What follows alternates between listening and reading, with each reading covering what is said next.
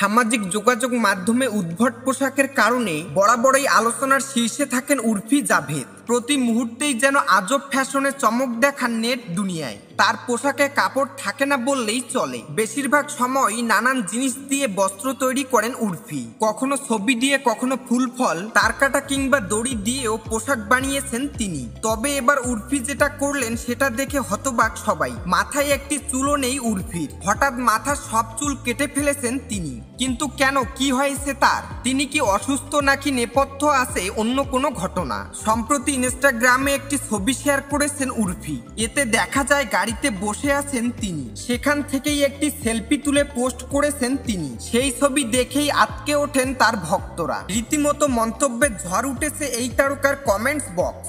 ছবিটি ভালো করে দেখলেই আন্দাজ করা যায় মজার ছলে একটি ফিল্টার ব্যবহার করে ছবিটি পোস্ট করেছেন উর্ফি। দিবাকর বন্দ্যোপাধ্যায়ের লাভ সেক্স অর ধোকা 2 সিনেমায় অভিনয় করেছেন উর্ফি। একটি খোলামেলা দৃশ্যে দেখা যায় তাকে, তবে তার চরিত্রটি ক্যামিও বলে জানা গেছে।